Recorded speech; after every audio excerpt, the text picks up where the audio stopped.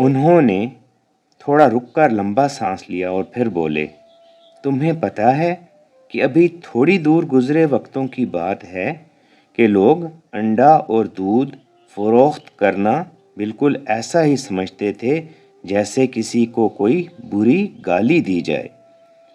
اگر گاؤں میں کوئی کسی کے گھر آ کر انڈا دودھ مانگتا تھا تو اگر گھر میں موجود ہوتا تو بخوشی دے دیا جاتا تھا۔ کوئی بیمار ہو جاتا تھا تو سارا گاؤں فکر مند ہوتا۔ ہر شخص اپنی اپنی حد تک تیمارداری اور آسانی پہنچانے کی کوشش کرتا تھا۔ کوئی فوت ہو جاتا تھا تو پورے گاؤں کی فضا سوگوار ہوتی تھی۔ کام کاج بالکل ایسے چھوڑ دیے جاتے تھے جیسے ہر گھر میں کوئی ذات کی فوتگی ہوئی ہے۔ ویڑے اور دکھ سب سانجے تھے، بٹوارے نہیں تھے، بٹوارے کوئی کرتا ہی نہیں تھا۔ گندم کی کٹائی کے لیے کوئی مشین نہ تھی اور نہ ہی پیسے دے کر مزدور خریدنے ممکن ہوا کرتے تھے۔ بس سب مل جل کر ایک دوسرے کی فصلیں سنبھالا کرتے تھے۔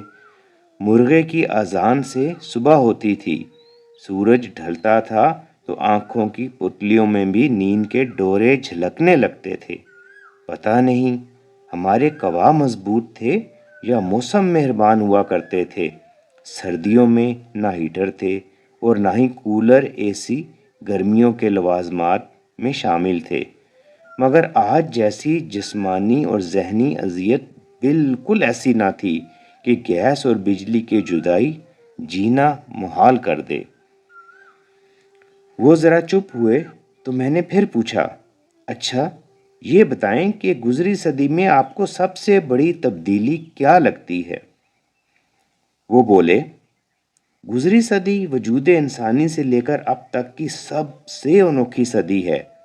خصوصاً گزشتہ 5-6 دہائیوں نے تو ایسے پانسا پلٹا ہے کہ جس طرح اصحاب کہف لمبی نیند کے بعد غار سے اٹھ کر باہر نکلے تو ہر شے تبدیل ہو چکی تھی۔ گزشتہ تبدیلی تو اس سے بھی کہیں بڑی ہے۔ اس صدی میں تبدیلی اتنی تیزی سے آئی ہے کہ انسان کو سنبھلنے میں ایک مزید صدی لگے گی۔ جو کچھ ہوا وہ شاید اتنا بہتر نہیں تھا۔ اس ساری تبدیلی کو سمیٹ کر صرف اتنا کہوں گا کہ اب ہمارے پاس دوسروں کے لیے وقت نہیں رہا۔ اور پتہ ہے، خود غرضی کا سب سے نچلا درجہ یہ ہے کہ ہم دوسروں کو وہ بھی نہ دینا چاہیں جس پر ہمارا کچھ خرچ بھی نہ ہوا ہو۔ وقت نہ تو کوئی مال ہے اور نہ ہی کوئی جنس۔ وقت تو فقط ہماری زندگی میں برکت کا معیار دیکھنے کا پیمانہ ہے۔ آج کے دور کے انسان کے پاس اپنی اپنی جگہ بہت کچھ ہوگا، مگر افسوس وقت نہیں ہے۔ قدرت کی نعمتوں سے لطف اندوز ہونے کے لیے وقت ہی بنیادی ضرورت ہے۔ کوہلو اور راہٹ کے بیل کے پاس جو وقت بچتا ہے نا، وہ اتنا ہی ہوتا ہے کہ وہ بیچارہ اپنی تھکاوٹ اتار سکے۔ آج کے جدید انسان کے پاس بھی بمشکل اتنا ہی وقت بچا ہے کہ وہ بیچارہ اپنی تھکاوٹ اتار سکے، ورنہ زندگی کا مقصد سوچنے سے لے کر زندگی سے لطف اندوز ہونا اب قدرے مشکل ٹھہرا ہے۔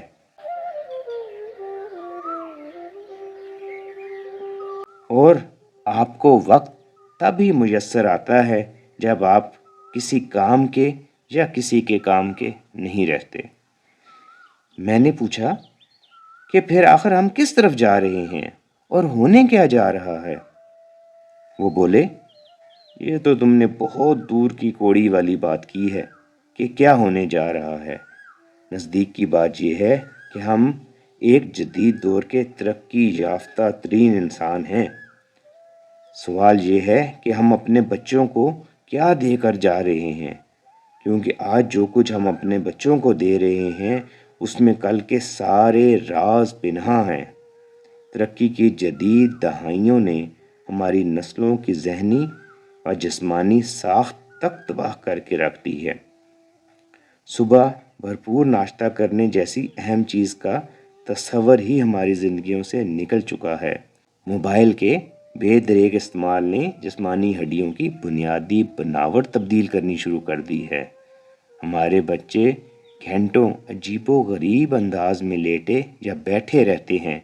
دانتوں کی تعداد 32 کے بجائے مستقل طور پر 28 ہوتی جا رہی ہے۔ 80 سال میں یادداشت کی کمی اور بھولنے کی عادت اب 8 سال کے بچوں میں نظر آ رہی ہے۔ بلڈ پریشر، دل اور شوگر کی بیماریاں 10 سال سے بھی کم بچوں میں بڑھ رہی ہیں۔ ہم کیا دے کر جا رہے ہیں؟ ایک بدترین نظام حکومت، شکوک و شبہات میں لپٹا عدل و انصاف، ذخیرہ اندوزی سے ملاوٹ کی صورت میں ہر شخص ایک قاتل کا روپ دھار چکا ہے۔ دودھ میں دودھ کا قطرہ نہیں بلکہ یوریا، سرف اور گندا تیل ہے۔ مرغی کو مرغی کا ہی مردہ غلاظت کھلا کر، ہارمون کے زہریلے ٹیکے لگا کر 1 کلو کی جگہ اتنے ہی وقت میں 3 کلو کیا جا رہا ہے۔ پھلوں کو تازہ رکھنے کے لیے ان پر زہریلی مومی تہ چڑھائی ہوتی ہے۔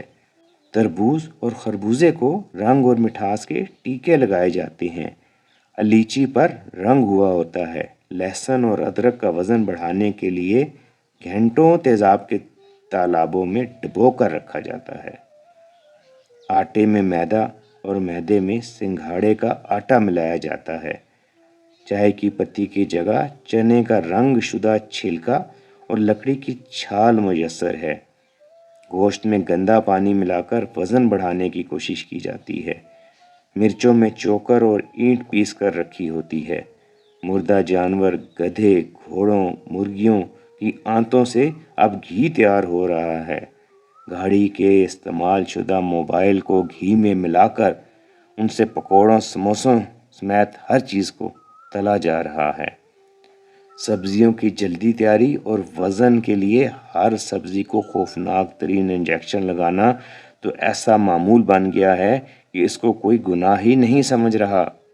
یورپی ممالک میں جو بھی کھانے کی چیز اعلیٰ جوسز یا اور چیزیں جو زائد المیعاد ہو جاتی ہیں وہ میرے وطن میں بھیج دی جاتی ہیں اور ضروری جال سازی کے بعد یہاں باقاعدہ فروخت کر دی جاتی ہیں۔